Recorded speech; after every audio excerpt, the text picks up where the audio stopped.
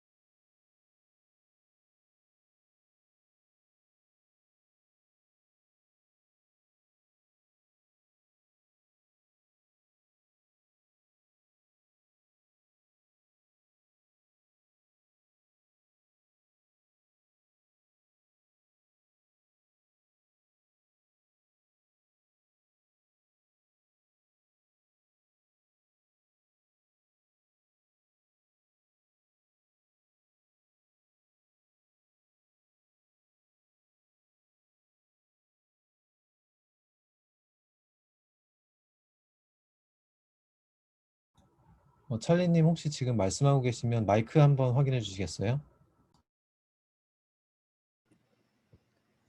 안녕하세요. 앱스플라이 문유철입니다. 이 웨비나에서는 미디어 타입 가운데 특히 온드 미디어와 그 장점에 집중을 할 거고요. 화요일 이 시간에 자세하게 설명드렸던 원링크가 실제 활용되는 모습을 보실 거예요. 국내 사례를 살펴볼 거고 오늘 세션에서 가장 심혈을 기울인 것은 원링크에 기반한 스마트 배너를 실제 모바일 웹사이트에 적용하는 모습을 보여드릴 후반부의 데모 세션입니다. 중간중간 투표 같은 형태로 깜짝 퀴즈가 서너 개 나올 거고요. 세션을 다 마친 후에는 앱스플레이어 지식 배지를 얻을 수 있는 복습 퀴즈도 풀어보십시오. 전체 10개 복습 퀴즈를 다 통과하신 분께만 앱스플라이어 지식 챔피언 배지를 드립니다. 발표와 데모 중간에 언제라도 Q&A를 통해서 질문 주십시오. 그럼 시작하겠습니다.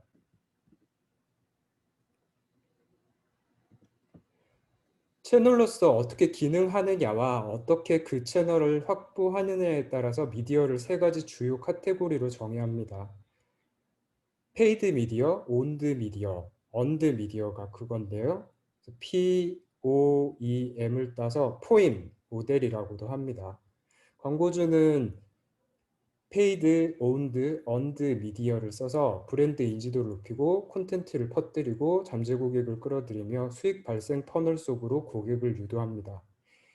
요즘은 유튜브 채널이나 페이스북 페이지와 같은 온드 미디어 자체를 페이드 미디어에서 광고하는 모습도 간혹 보는데요. 페이드 미디어는 유료 채널이고요. 온드와 언드는 가격이 정해져 있거나 얼마면 무조건 살 수 있는 그러한 광고 상품은 아닙니다. 내가 통제할 수 있는 채널이 온드 채널이고 내가 통제할 수는 없고 유료 채널이라고도 할 수 없는 게 언드 미디어입니다. 이를테면 우리 유튜브 채널에 올린 콘텐츠를 아무런 금전적인 보상 없이 다른 유튜버가 다뤄줬다라고 하면 이때 다른 유튜버는 언드 미디어고요. 뒷광고든 앞광고 PPL이든 광고는 다 페이드 미디어로 봐야겠습니다. 온드 미디어의 장점을 살펴보겠습니다. 온드 미디어는 일단 공짜죠. 돈이 안 들어가거나 덜 들어간다. 여러분의 브랜드에서 직접 만들고 제어한다라는 것이 온드 미디어의 또 다른 장점입니다. 회사 홈페이지, 블로그, 페이스북 페이지 등이 그 예고요. 온드 미디어는 고유한 콘텐츠를 통해 유저들이 브랜드와 교류하는 창구가 됩니다. 온드 미디어 자산은 여러분의 통제 아래에 있기 때문에 콘텐츠 운영 일정 등을 여러분의 자원 사정에 맞게 조절하며 콘텐츠 전략을 전개할 수 있습니다. 특히 모바일 마케팅에서는 직접적인 성과를 측정해야 하는 압박이 큰 페이드 미디어에 대비했을 때 소비자에게 가치 있는 콘텐츠를 통한 은근한 브랜딩에서부터 기간 한정 이벤트 참여와 같이 소비자의 즉각적인 행동을 기대하는 마케팅 활동에 이르기까지 다양한 목적의 폭넓은 마케팅을 구사할 수 있는 것이 온드 미디어입니다.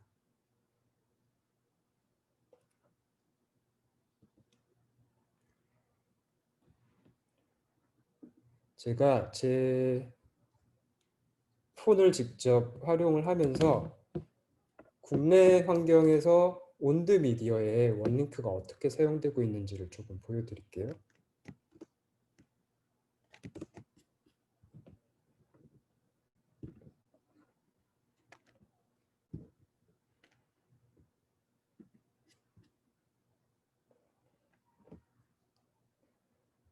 좌측에 제 핸드폰을 지금 그대로 보여드리고 계신데 이게 보이나요? 보이시면은 누군가 신호를 좀 주시겠어요?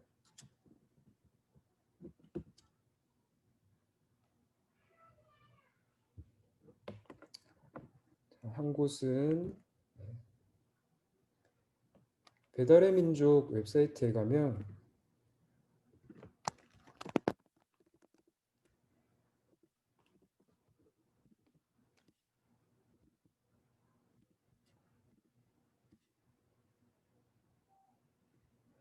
먼저 인증번호를 받은 후에 다시 인증번호를 입력을 하고 427142 앱 다운로드 주소를 받게 돼 있는데요. 이렇게 SMS로 앱 다운로드 주소를 보낼 때도 원링크가 사용이 됩니다. 안드로이드 폰 유저든 아이폰 유저든 상관없이 바로 앱스토어로 갈 수 있게 해주는 거죠. 원링크를 사실 굉장히 많이 사용을 하고 계세요. 그래서 네이버 블로그에 이런 식으로 보면 야놀자, 오늘의 집 많이 사용들 하고 계시고요.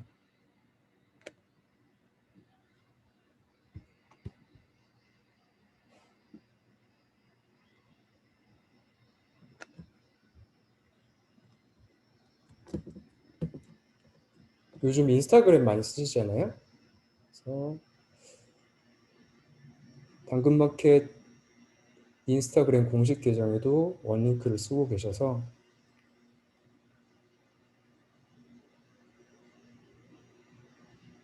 플랫폼에 맞게 PC에서라면 또 PC에 적합한 화면으로 소비자를 이동시키는 원링크가 사용이 되고 있습니다.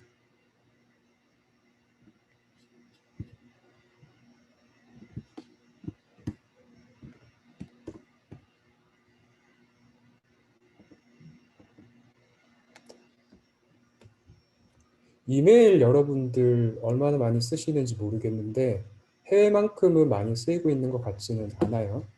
그런데 특히 아이폰의 경우는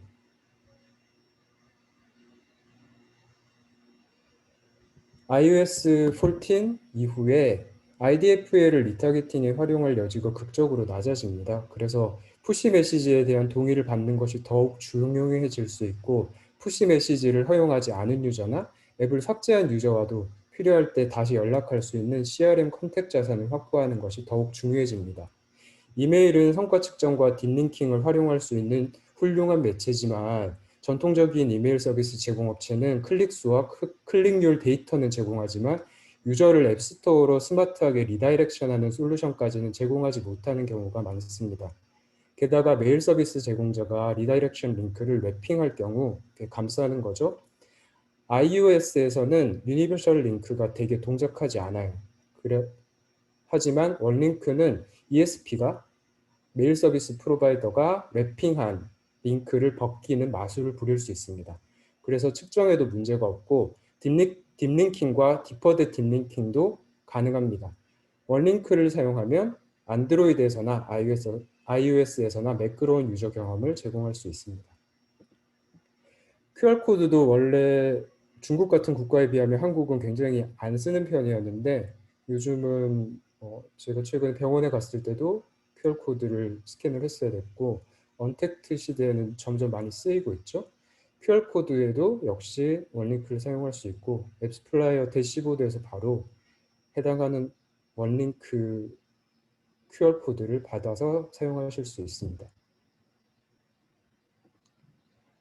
앱 시작 화면 커스텀에도 원링크로 화면을 제공할 수 있고요.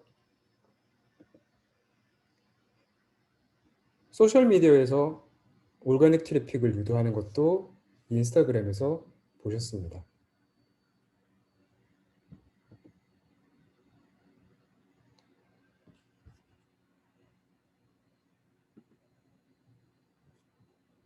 여기서 퀴즈 하나 드리겠습니다.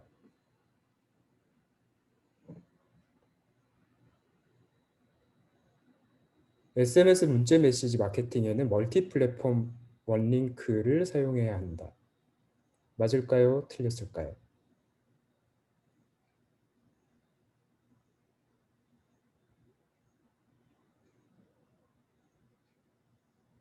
몰표가 나오고 있습니다.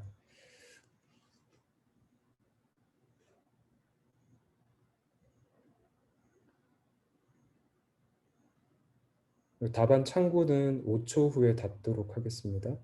5, 4, 3, 2, 1. 답변 주신 모든 분들이 맞는 답을 주셨네요.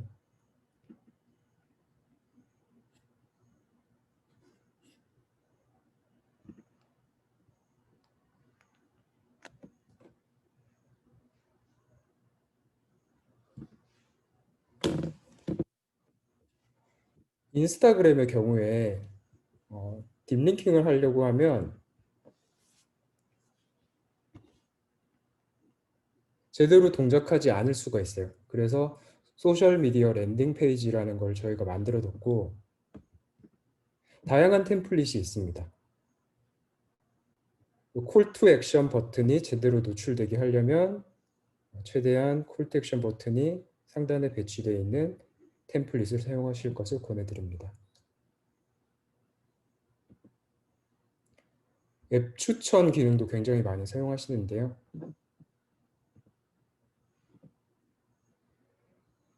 바이럴 효과가 페이드 미디어보다 경제적인 경우가 많죠. 특히 국내에서는 카카오톡으로도 이런 앱 추천 링크를 보낼 수 있도록 해서 활용을 많이 하고 계시고요. 앱 추천을 잘하는 유저는 사실 유저로서의 가치도 높은 거죠. 그래서 앱 추천을 잘하는 유저 자체의 정보를 획득할 수 있다는 것도 앱 추천 어트리뷰션으로부터 얻을 수 있는 혜택입니다.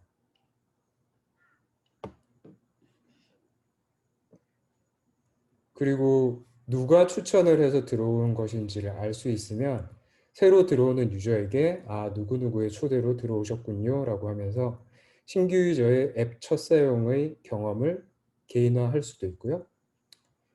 경제적이라는 말씀을 이미 드렸습니다.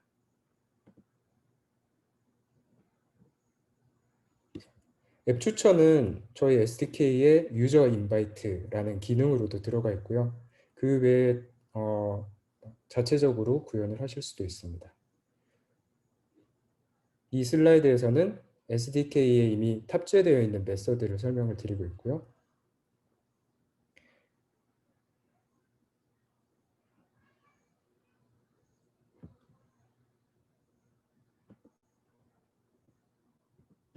앱 추천까지 설명을 드렸는데 이제 다시 퀴즈 하나 드리겠습니다.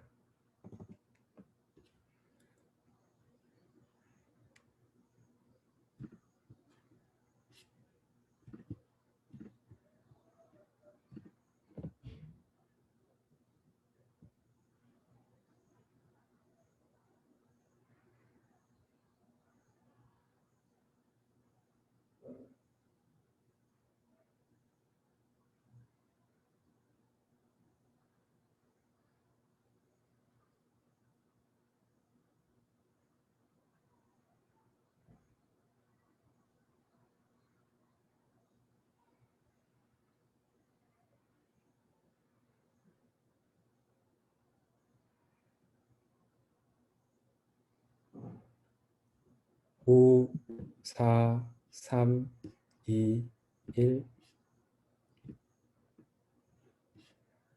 앱 추천 기능 자체는 광고 비용이 들지 않습니다. 아니요라고 답해주신 분들께서는 어쩌면 친구를 데리고 오면 초대한 사람과 초대받은 사람한테 다 쿠폰을 제공한다던가 하는 그런 형식의 프로모션을 생각하셨는지도 모르겠네요.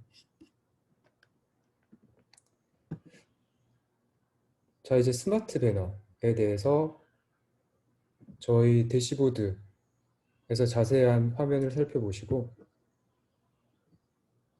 실제로 모바일 웹페이지에 스마트 배너를 적용하는 것까지 살펴보시겠습니다.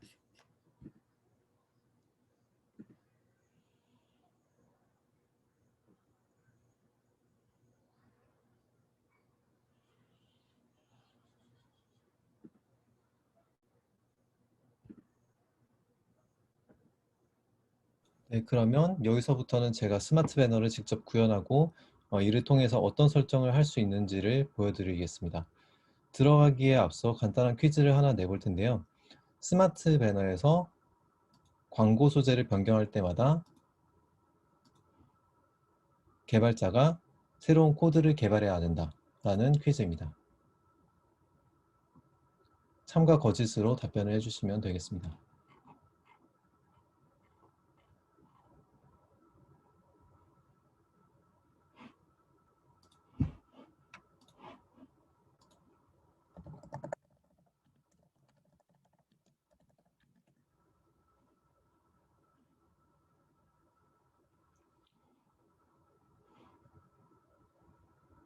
네, 스마트 배너를 본격적으로 다루기 전에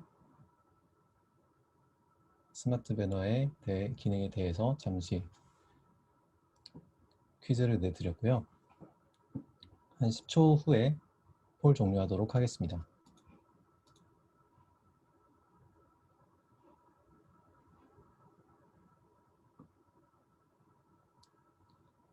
네, 폴 종료하겠습니다.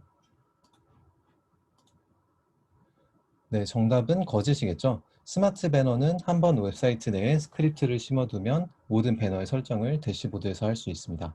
그러면 스마트 배너를 구현하고 스마트 배너를 설정하는 방법에 대해 알아보도록 하겠습니다.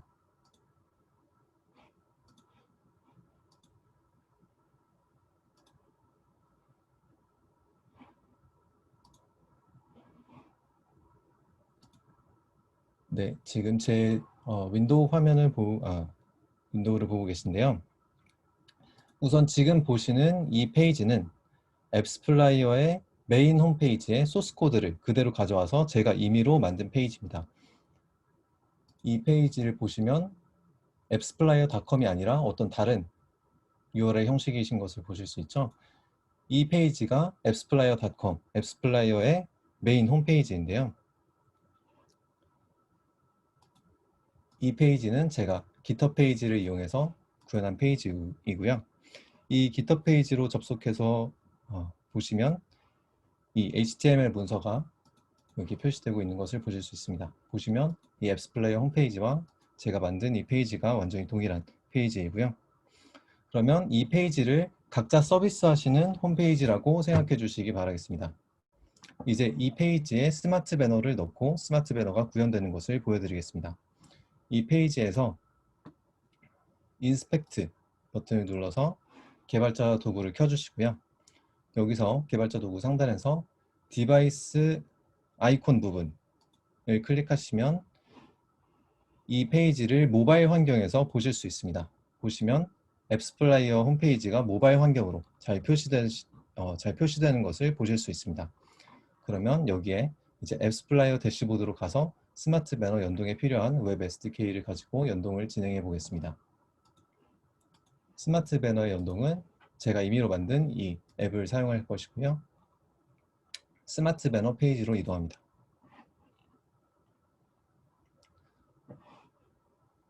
스마트 배너 메뉴로 오시면 제가 이미 생성해둔 이 작업 공간이 있는데요. 이 작업 공간에 제가 지금 만들어둔 배너는 이 배너 하나입니다. 그래서 스마트 배너를 적용하면 이 배너가 웹사이트의 모바일 환경에서 표시되겠습니다. 작업 공간에서 편집을 눌러 들어가 주시면 이런 화면을 보실 수 있는데요. 이 중간에 보시면 스마트 배너의 코드 스니펫을 보실 수 있습니다. 이 부분을 그대로 복사해 주겠습니다. 여기 보시면 웹 키값도 이렇게 나와 있는데요.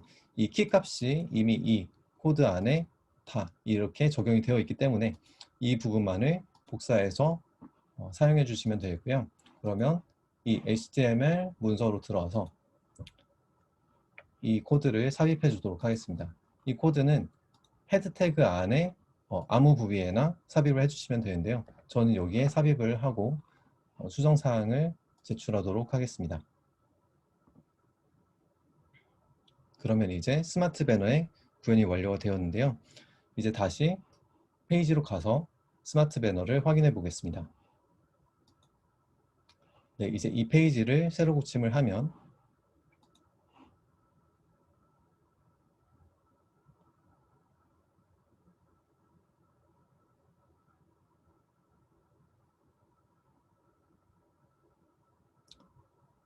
스마트 배너가 이제 보이게 될 텐데요. 잠시 수정사항이 반영되기까지 시간이 걸리는 것으로 보입니다. 한 번 더 새로 고침을 해보겠습니다.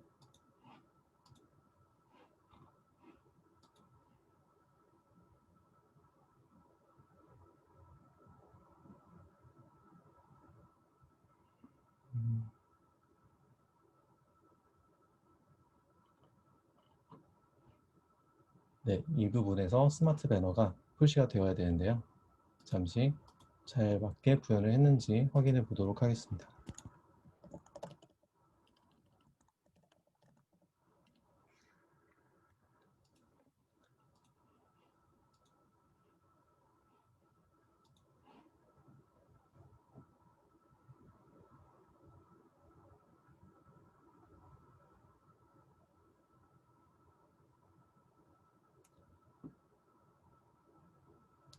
네, 지금 스마트 배너가 보이지 않고 있는데요. 다시 한번 스마트 배너 설정으로 가서 확인을 해 보도록 하겠습니다.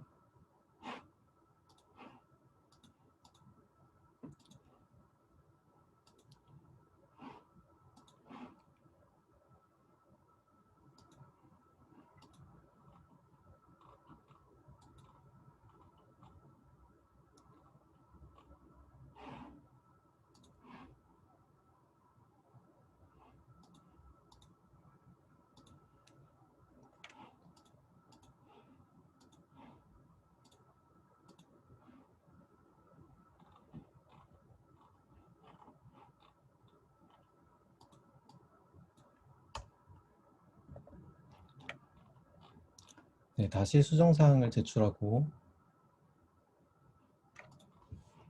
스마트 배너에는 이상이 없는 것으로 보이는데요. 한 번 더 확인해 보도록 하겠습니다.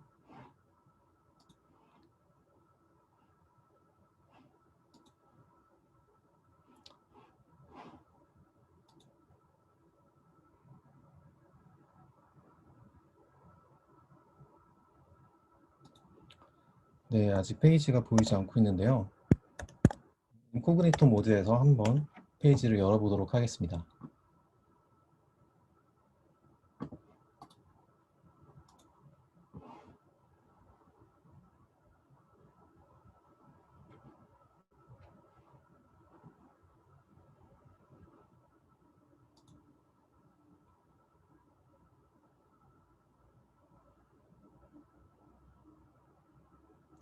네. 스마트 배너가 이제 확, 아, 표시가 된 것을 보실 수 있죠.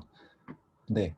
이전 화면에서는 왜 어떤 설정 때문에 안 떴는지 모르겠는데 이제 여기서 스마트 배너가 모바일 환경에서 잘 표시가 되는 것을 보실 수 있습니다.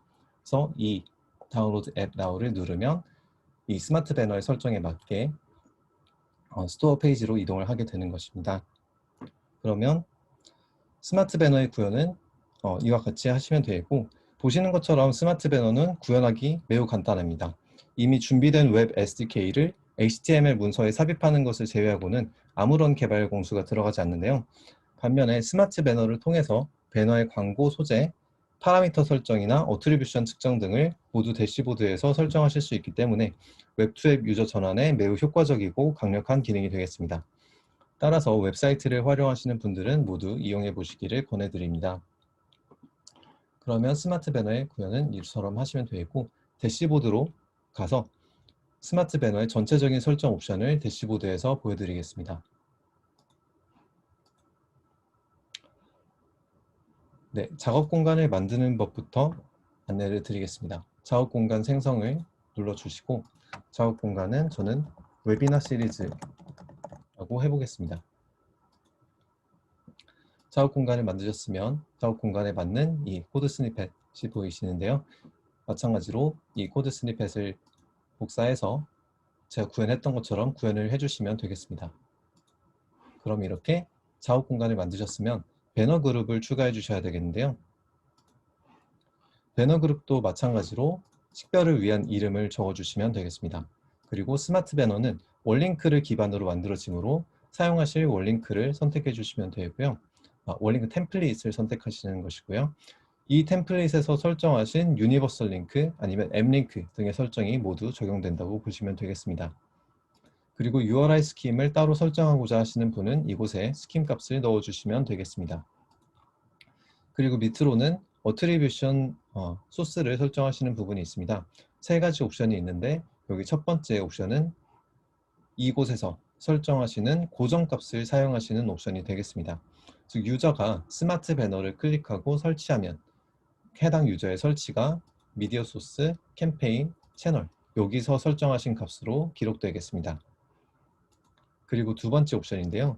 두 번째 옵션은 UTM 파라미터를 사용하시는 경우입니다.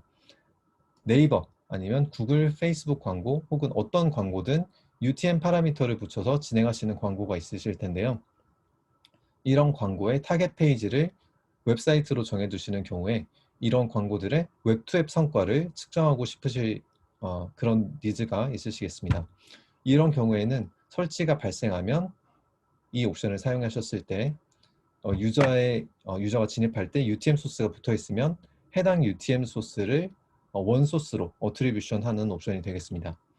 예를 들어서 유저가 구글 광고를 보고 웹사이트로 진입한 경우에는 UTM 소스는 구글이라는 태그가 붙게 되겠죠. 이 상태에서 스마트 배너를 클릭하고 설치하면 해당 유저의 설치가 UTM 파라미터에 붙어 있던 값인 구글이라는 값인 미디어 소스로 기여가 되겠습니다. 따라서 이와 같이 웹사이트로 유저를 진입시킨 오리지널 소스로 설치를 기여하실 때 유용하게 사용하실 수 있는 옵션이 되겠습니다. 만약 이렇게 유저가 진입을 했을 때 UTM 태그 값이 없이 오가닉하게 웹사이트로 진입한 유저들이 있을 수 있겠죠. 이런 유저들의 경우는 여기서 설정하시는 기본 어트리뷰션 값으로 폴백을 설정하실 수 있게 됩니다. 그리고 마지막으로 세 번째 옵션은 유입되는 어트리뷰션 링크 파라미터를 사용하는 옵션인데요. 이런 경우는 말 그대로 앱스플라이어의 어트리뷰션 링크를 통해서 웹사이트로 진입한 경우 이 어트리뷰션 링크에 붙어있던 파라미터 값으로 유저 설치를 기여하고자 할 때 사용하시는 옵션이 되겠습니다. 이 위에 UTM 파라미터를 사용하는 옵션과 흡사하지만 이 경우에는 앱스플라이어의 어트리뷰션 링크에 붙어있는 파라미터를 사용한다고 보시면 되겠습니다.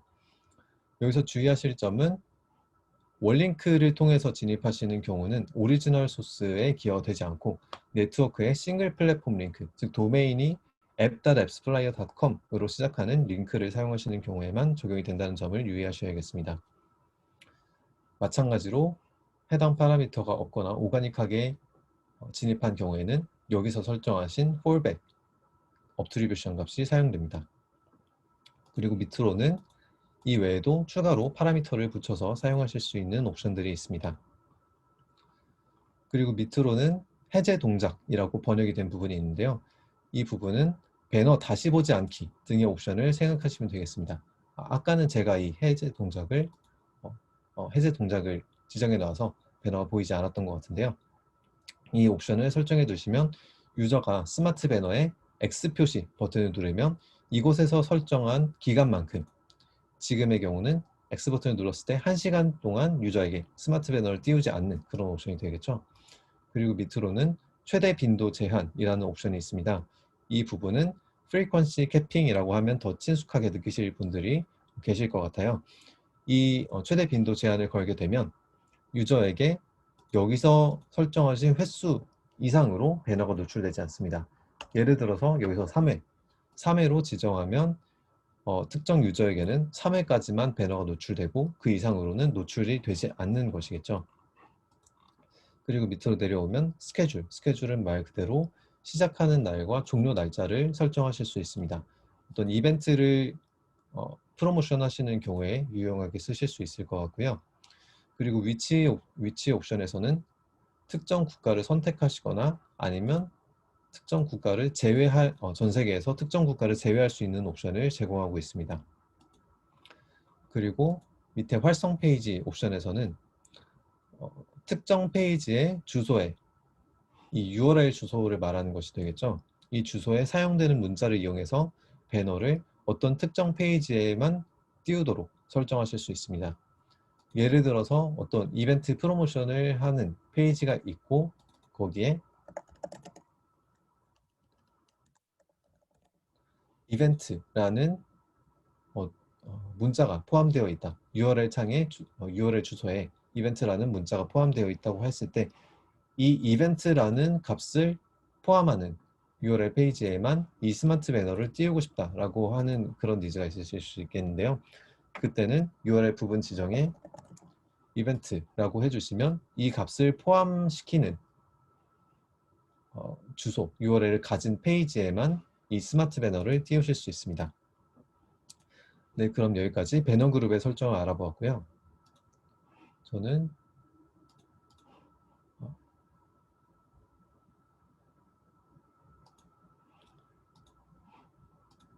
다시 배너 그룹을 생성해서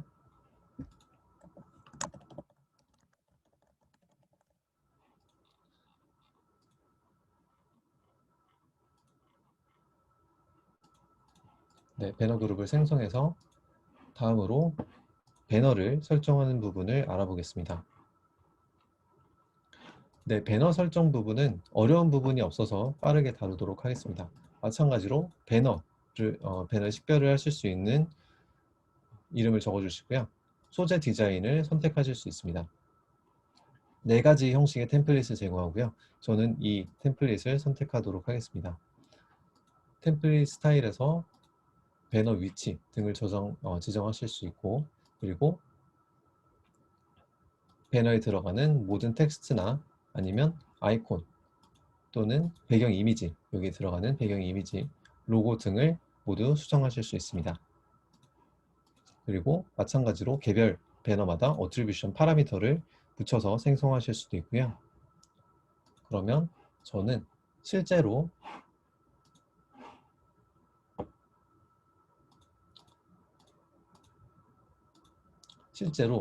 스마트 배너를 적용했던 이 작업 공간에서 새로운 배너를 만들었을 때 어떻게 적용이 되는지 보여드리도록 하겠습니다. 템플릿 스타일은 이것으로 하도록 하겠고요. 그리고 바닥에 붙는 스타일로 하도록 하겠습니다. 그리고 제목은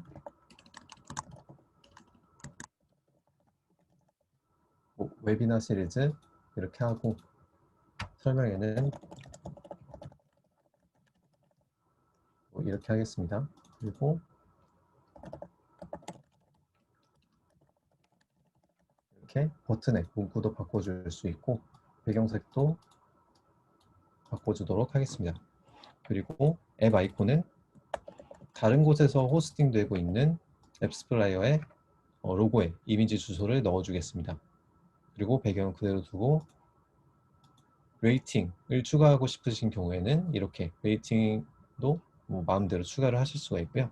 그럼 저는 여기까지 하고 광고 소재를 작성해서 배너를 생성해 보겠습니다.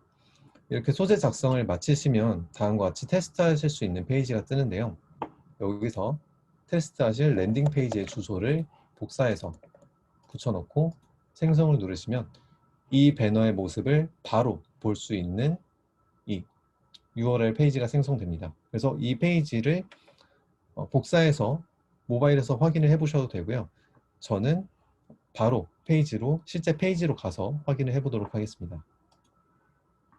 그러면 이 배너가 활성화된 것을 보실 수 있고, 이 배너는 꺼주도록 하겠습니다.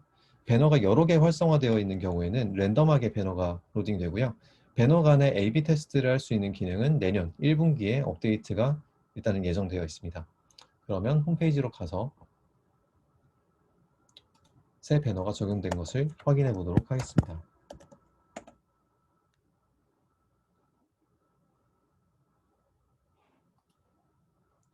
네, 다시 모바일 환경을 열어보고요. 여기서 새로 호칭을 눌러서 새로 생성한 배너가 잘 표시되는지 보도록 하겠습니다. 지금 예전의 배너가 아직 보이고 있는데요. 대시보드에서 다시 설정이 제대로 되었나? 제가 저장을 안 했네요. 다시 저장을 하고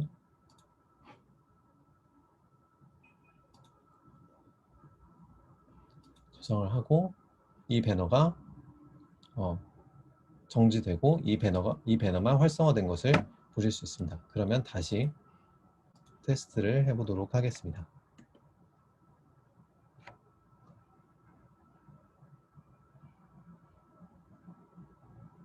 네, 보시면 하단에 방금 생성한 스마트 배너가 바로 적용이 되어서 보이는 것을 보실 수 있죠. 네, 그러면 이렇게 스마트 배너를 이용하시면 되겠습니다. 네, 그러면 스마트 배너의 설명은 여기까지가 되고요. 스마트 배너는 보셨던 것처럼 매우 적은 리소스를 들여서 다양하게 활용하실 수 있는 기능입니다. 그런 만큼 잘 이용해 보시기를 권해드립니다.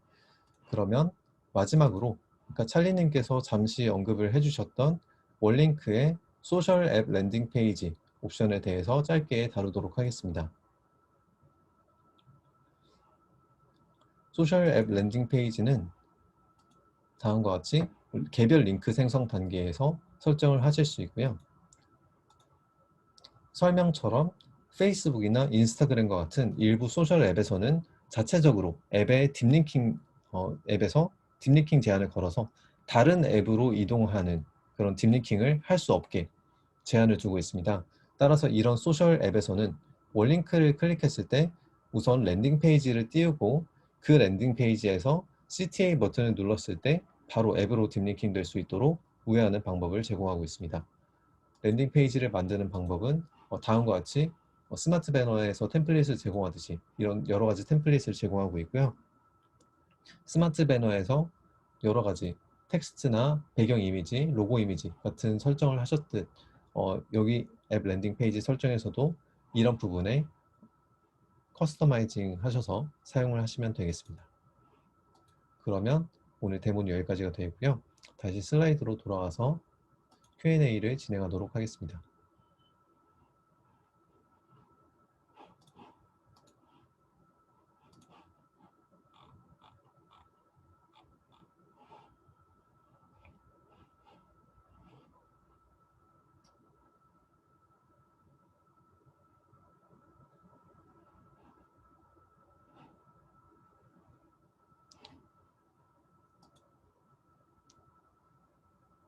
네, 오늘 세션에 질문이 있으신 분들은 질문을 자유롭게 남겨주시면 라이브로 답변을 드리도록 하겠습니다.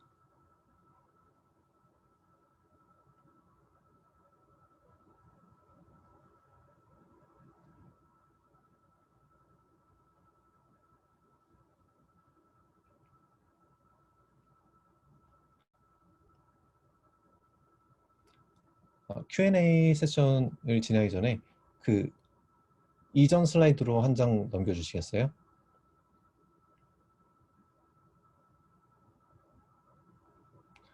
네, 이 슬라이드에서 오늘 발표 자료 관련 내용들을 올려주었는데요. 웨비나가 끝나면 오늘 웨비나의 녹화본과 발표 자료를 함께 앱스플라이 학습센터에 올려드릴 예정입니다. 그래서 필요하신 분들은 이 페이지를 확인해 보시면 되고요. 학습센터에 아직 가입하지 못한 분들께서는 채팅창에 학습센터에 가입하실 수 있는 링크를 올려드렸습니다. 이 페이지를 통해서 학습센터에 가입하시고 웨비나 시리즈의 기존 세션 녹화본, 그리고 자료, 그리고 퀴즈 이런 부분들을 확인해 보시면 되겠습니다.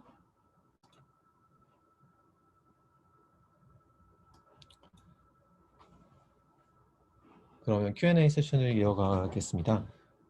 어, 송호진님께서 혹시 특정 이벤트만 했을 때 배너를 띄울 수 있게 하는 기능은 업데이트 예정이 없을까요? 라고 말씀해 주셨는데요. 네, 이런 기능은 아직 업데이트 예정이 없습니다.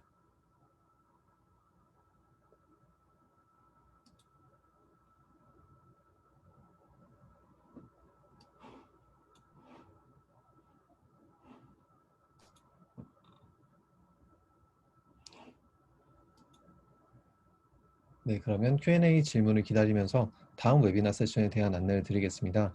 다음 웨비나 세션은 웨비나 시리즈의 마지막 세션으로 모바일 광고 시장에 위협이 되고 있는 프로드, 광고 사기에 대한 내용이 되겠습니다. 프로드 웨비나 세션은 다음 주 화요일 9월 1일 오후 3시에 진행될 예정이고요. 이 세션에 참여하고 싶으신 분들께서는 학습센터에서 등록해 주시면 되겠습니다.